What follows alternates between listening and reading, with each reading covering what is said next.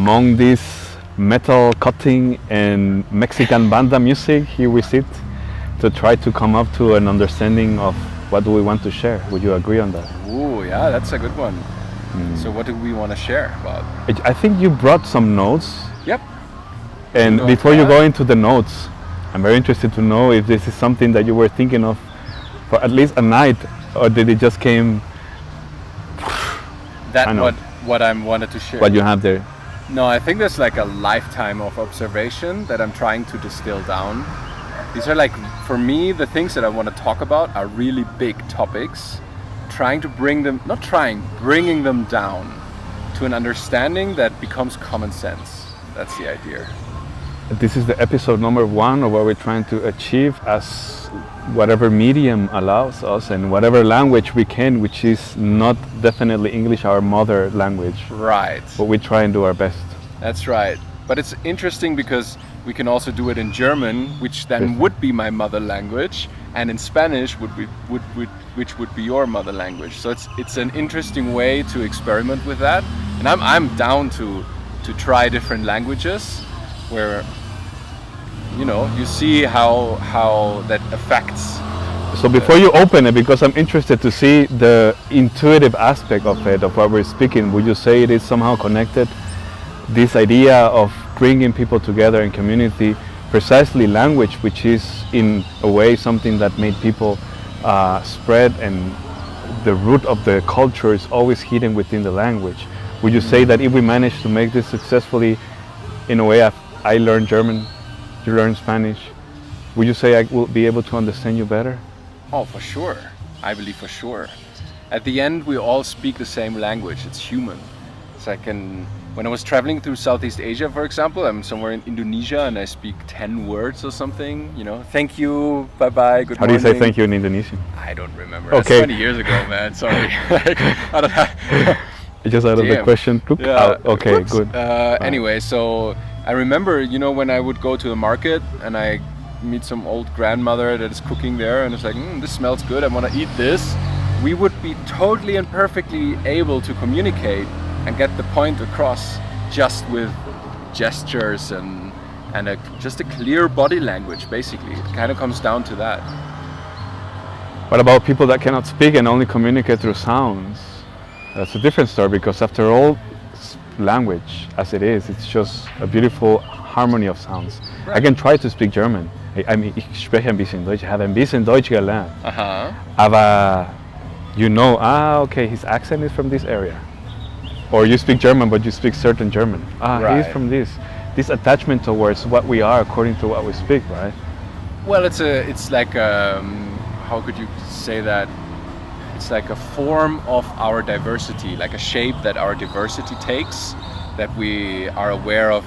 He speaks a little bit different because each area living there reflects a little bit different. Like if you live in a country where you have a lot of rain, for example, then it's obviously a different kind of speaking than if you have sunshine every day. That's true. And that's just two extremes. But So in you know between- snow German. Snow German, yeah. Good. It's very cold though. minimalistic. It's a cold language there, yeah. And they say it's a cold culture. I've heard that though. I know a lot of German jokes. Are you from Germany? Just to start putting a frame of who am I speaking to? Right. Yeah. Well, I've been born there, Right. but because I was born to, my father's from Yugoslavia, my mother from Poland, so they moved to Germany and then had the family. So I was born there, but I wasn't from there. I didn't have like a grandpa where I could be like, hey grandpa, why the fuck are people doing this or that? I did not have that connection to the culture that I was brought up in. So I enjoyed it, but I also always had a certain distance to what was going on around me because a lot of things didn't make sense. I couldn't ask my mom. It was like, hey mom, why is this happening like this? And she would be like, I don't know, it doesn't make any sense, but And so you had to detach from your country. I never attached to my country. Right. Like, yes, I'm German. I speak German. I grew up with German cuisine and German music and German whatever Hollywood movies that you see in a certain moment. And like Sausage, beer, and brezen, oder? yeah, I mean that's like one outer presentation level. It's like Guatemala. I don't know what's Tamales, tortillas, that. Tortrix. tuk-tuk. Cut Tortrix, please. Right, yeah, we don't want to support that. But as an example of, I also don't want people to just go to Germany and experience beer and sausages. Like, there's so much more than that. And I feel basically that's kind of connected to what you talked about with language, where language gives a specific image of things because you can only describe that much without actually experiencing it. You have to simplify it in a certain way to make it understandable. And therefore the language reflects something that is not what it means to live in Guatemala. Correct. It's like, yeah, you can speak as much Guatemalan slang as you want, right, but it's not the real experience that we're kind of trying to simulate with language, if that makes sense. So which language shall we speak? Oh, humanity. Human, common sense. Oh, common sense. Yeah. Common sense. I feel that's kind of like, that's actually, basically that's the topic You I see, wanted to talk before we about. got into the book, we got able to get the magic out. Bring it on, babe. Give me that shit. Show me what you wrote. All right, let's see what I got here. I told you, man, intuition's powerful, way stronger than rationality and words. Right. At the end, it's all resonance. It's like, we came here together to co-create something without knowing what it actually is, but at the same time, we have the same idea of let's express things, let's talk about things, let's be transparent and honest and authentic in our way of living, so that we all can basically learn from all of us, right? Well, that's a big, huge topic that I would like you to don't forget, because it's not only your experience or my experience, it's a collective experience at the moment of people just resonating with others who are among the same frequency, being different families or also partners or institutions, and suddenly the sense of community has a different meaning. I understand, yeah. What does the magic book says then? What did you brought? So it says El Dragón de la Suerte, El right? Dragón de la Suerte, yeah. I think of you as Atreyu on top of Right, of the Dragón de la Suerte. Of the Dragón de la Suerte. Exactly, Fuhur. Fuhur. Beautiful Richtig. name, I love it. Fuhur. Not Falkor. Falkor is like, when I heard that the first time, I couldn't believe it. That they changed the name, such a beautiful name, to something else Wow. for the English version. But anyways. What does the dragon brings? So, this page says, the only solution, and I mean the question was, how are we shifting it all around so everyone can live a beautiful life, a life that is rich, and it's like this. How can we have a real meeting of one another wherever we go, whoever we are, right? That was the question. And the only solution that came up was human connection. And human connection obviously can have, a lot of ways how it manifests. If we are texting, we are also connecting in a way. Right. But there's more to it than just being in touch. So it says, the only thing that generates a peaceful and supportive environment is human connection. The pressure of all the injustice happening on an individual level, collectively experienced. Yeah, exactly. So you're telling me that what happens to you affects me, basically? Of course. Yes. I mean, it can be a small thing where, imagine we don't know each other, but I'm walking through San Marcos and I see you just in the corner of my eye, and I can see that you're not doing well. Even though I'm not consciously aware of it, I'm like, oh, what can I do to help this brother or something like that? Even if that is not happening, and I'm just like seeing it in the corner of the eye and I forget it immediately, even then I saw it. I saw someone in distress. I saw someone that maybe I could have helped. If that would have been your decision. Right, yeah. And some things catch our attention so strongly that we know this is it's a calling that happens, and some things, we can just discard as not important for us. So in a way, will you say that's a different, coming back to what we were speaking before about languages and staying into that way of thinking, the language of how we call it in magic, telepathy, right? The beginning of a possibility of being aware of reading someone else's mind in a way. Right. And sharing an idea without having to expressly say it out loud. I get where you're getting at, but in my experience, there's no such thing as telepathy. I experience this more as a tele-empathy, where it comes down to common sense again. It's like we are presented with a situation. I like that, tele-empathy. Yeah, and then it's just like, this is what we're gonna do? It's like, yeah, it's obvious for both of us. Right. And so we act upon it. Whereas the idea of telepathy is like, I hear your inner monologue described as like in a mental way so that I can respond to it. But not everyone interacts with reality through their mind. That's actually, just a certain percentage anyway. More is it through the feeling, through like this is how the space feels, this is how the situation feels, this is the atmosphere of the situation. And either we are in agreement or not. And when we are in agreement and it becomes very specific what could be done right now, then it's just obvious. If I'm having a nail in the wall, but I'm standing on a ladder, and you walk in that moment, and you just saw the hammer, will you ask me if I need a hammer, or will you just go grab it and hold it, so I can reach for it? Well, there's a saying in Spanish, que más ayuda el que no estorba. In some cases, ¿Qué es estorba? Estorba is someone that is on the way. Sometimes it helps more people that are not trying to do it and just stay outside. Exactly. Más ayuda a la gente, because using the TV, right? Idea. If I want to use a television, I will search for a specific channel, and so certain channels are open and some of them are not so open towards the communication, at least to be able to speak. And then before to get to that point, we create many prejudices of the other without even trying to understand. So the question for me is what opens and what closes these channels? That would be an important thing. What do you think opens and closes the channel? Yeah, these channels of communication. Well, I would say at least congruency.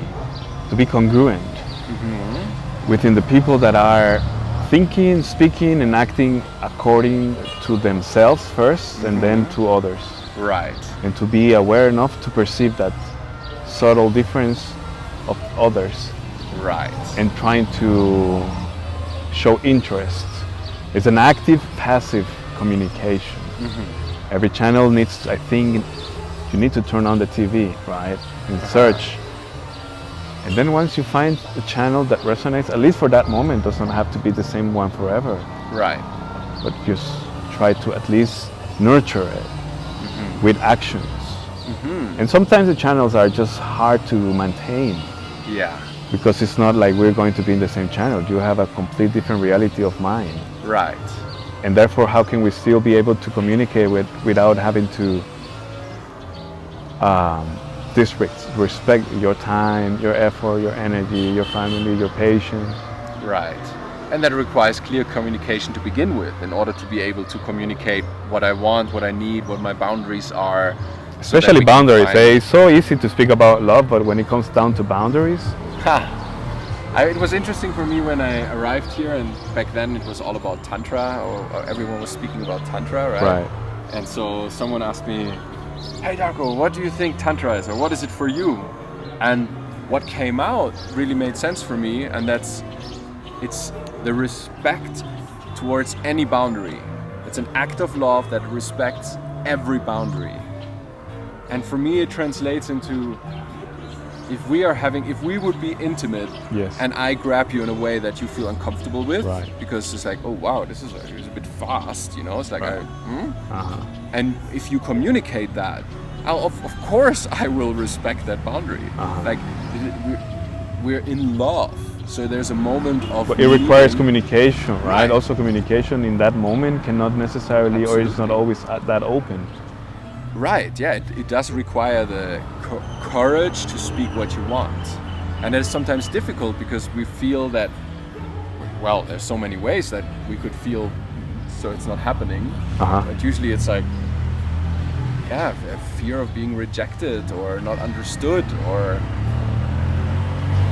no, that's the other thing with communication, that we all come from certain rules of communication that we have adapted over our lives, that we participate in a certain way. Like English, if we wouldn't have agreed upon the sounds that we make of that meaning, then I could sit here and get to make a mouse and det så på daglig. And it get not bad that. Yeah, exactly. And actually, if we I would actually, that's a good experiment. We can do. To speak what? Yeah, to not find be able to. Like, I find a topic or a word or something really dominant that I feel that you could, pick up on, and explain it using just blah, blah, blah sounds. Okay. All right. Okay. You ready? I'm ready. Okay. Give me a moment to really feel it. Eknak mochtes kubaknashe se davak boktache. Adna ab okbaya dortatasa. Ama koktahe patasish. As in my hat dat. Et My hat ne. Denk maar. My hat ne go la ekli klura asha. Sekna what that ne shubak. Shubaka ne. Tishu pakla. That's the funny Dope, thing, bro. You know? Okay, what's the word that I was thinking of? Water, was it? Oh shit, I thought train station. Fuck. The way that I thought of it was the fluidity within the train station. There's like, some people wait, but most people are walking through, they're looking for their train, they're going to their train. It's like there's a lot of movement, and I was describing that. And I could totally see how, that's why we have language, because it is described by water. It is a flow, that is happening. I totally felt the intention, at least, or what was this the thing, not the word, because I don't know how it's written, the feeling of it. Right, yeah. And I wasn't also the most specific because I haven't been at a train station in like 6 years. So I was Well, so then that was first thing on the agenda. Is there a second thing on the agenda? Well, and then after the second, and if you have another one, we're going to, I think, start to come down to a synthesis of one by one to try to get a clear agreement on our same language. All right, yes. Yeah, exactly. Yeah, so basically I came to the next point is the definition of the word injustice. Because for me, it has the whole topic, humanity has a lot to do with what is just and what is unjust. Something that I believe is common sense, but it's something that a lot of people do not act upon because the social structures are usually not built upon justice, but rather on injustice in order to assert control or to uphold a certain dynamic. Let's put it like this: to keep the culture going the way that, my grandfather did it, and so you will also do it, son. Right. Okay, let me put a very practical example from a personal experience. Yes. So we can apply that. One person got into this property where I am at the moment. Yes. And the person is not allowed to be here because the person is not on an agreement with the owner of this land that rents me. The agreement is between the owner and I. But the person planted seeds. And the seeds grew and now they are ready to be harvested. Medicinal plants. So one time the person comes in the house, the property, and comes and cuts the plants because they belong to that person. Right. But in my immediate reaction was, hey, but that does not belong to you. And I was not present. So I was not able to confront the situation Right. in the moment. Coming to the justice and injustice, would you say, applying to what you have, that it would be just for the person that put the seed to come and harvest it and take it home? Or is it injustice because the person is not taking care of the plant? There's another person watering the plant every day, putting all the effort, the commitment, having the space to honor it, and the person does not harvest the plant.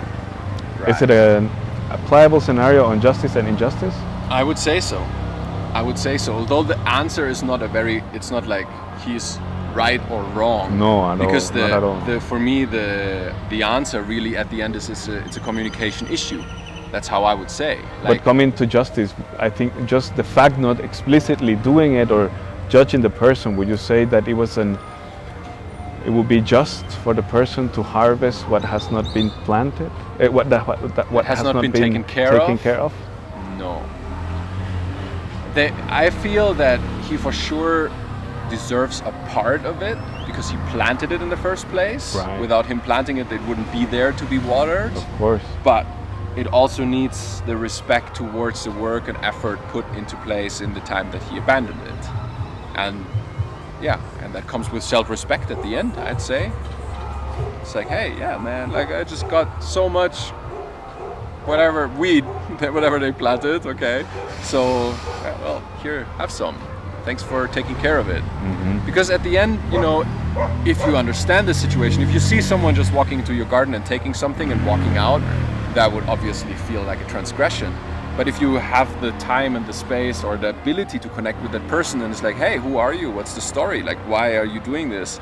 Then you most likely will understand. It sounds like a dire situation in a sense that it's like, oh, all right, how can I survive kind of, at least in the experience scenario, I'm gonna harvest those plants and I at least can make some money, so I'll do that. And then suddenly, oh, things have changed there. Oh, I had no idea. Comes down to respect then. And the communication, because when you know his story, you can relate totally differently. Yeah. Than just having I mean, it's a bit challenging in the moment to transcend the feeling of angerness or rejection or prejudices towards the action itself.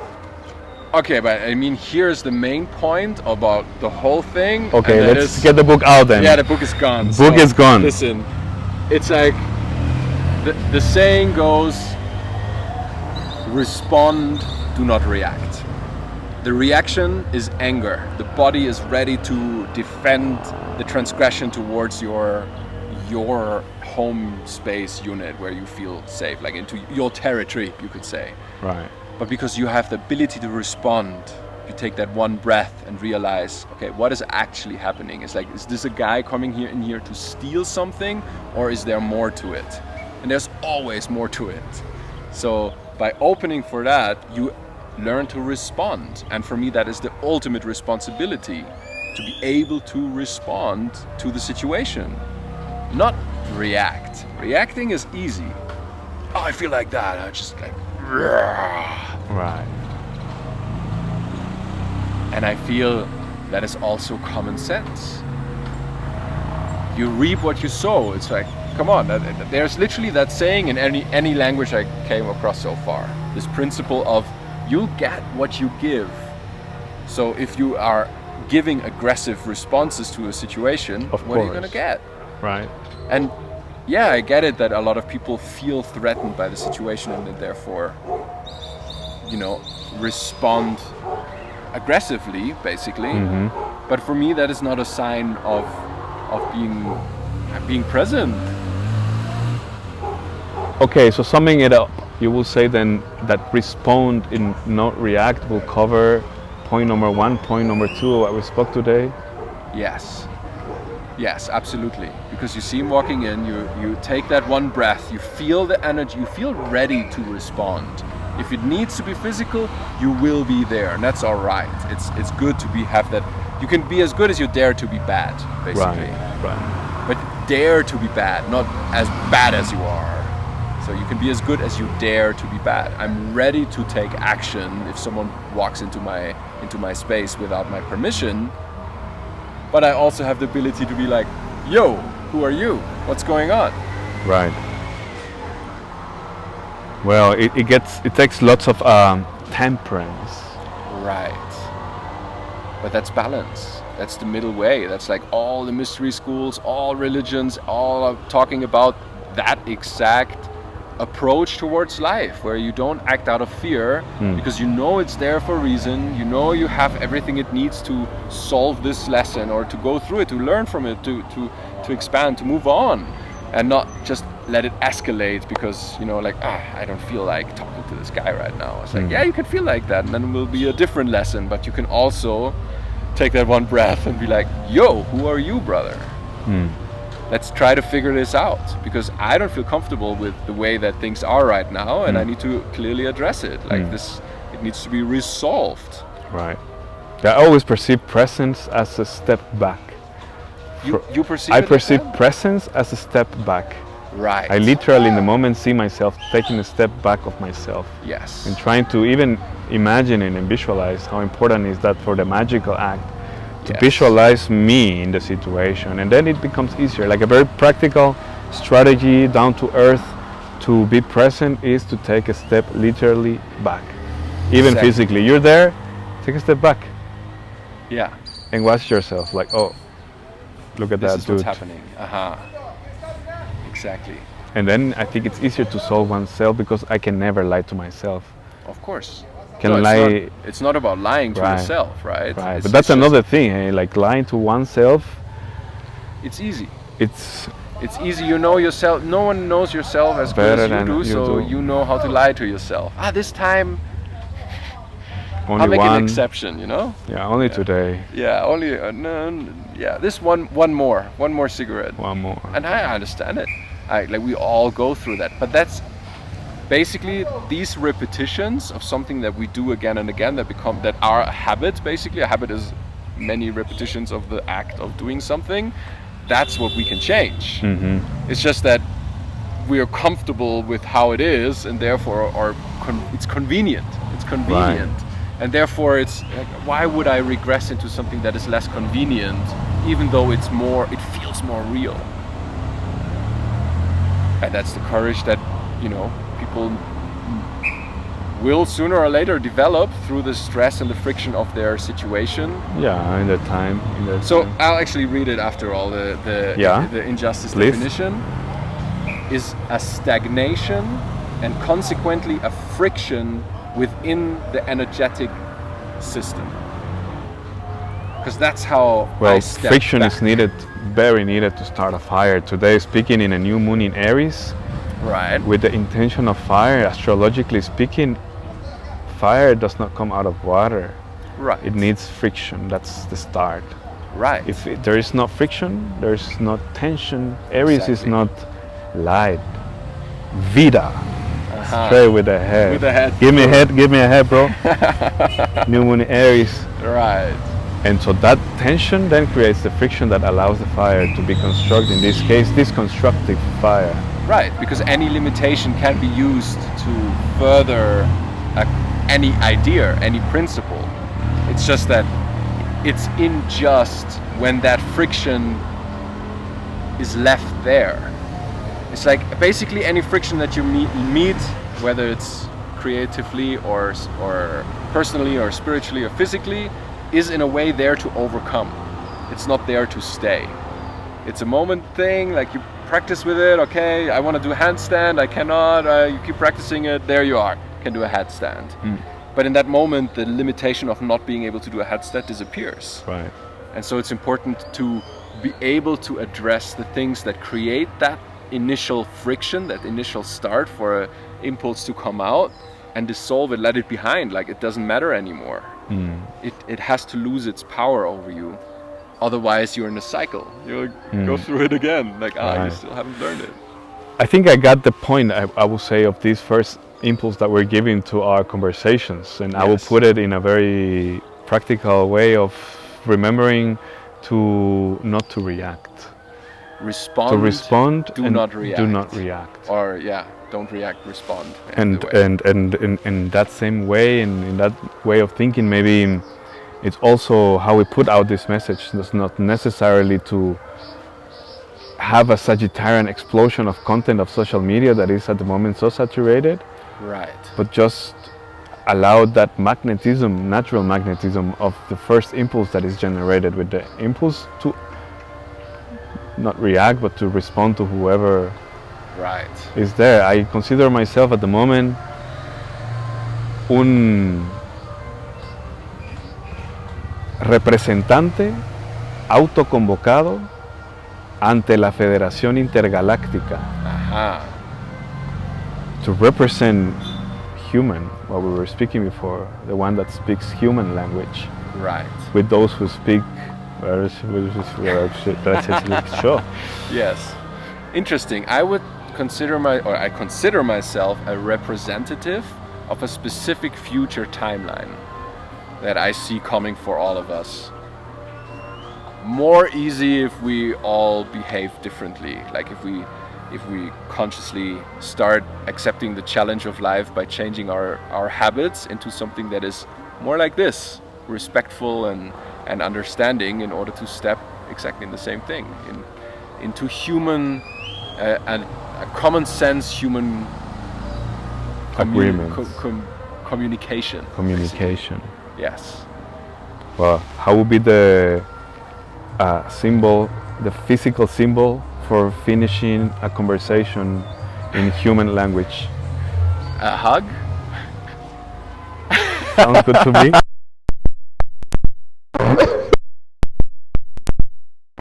Oh, that's so funny. Oh, Amazing. bueno. Okay.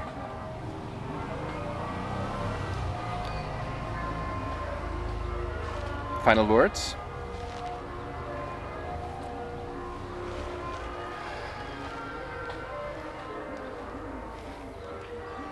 No. All right. That's beautiful. You? No, it's all good.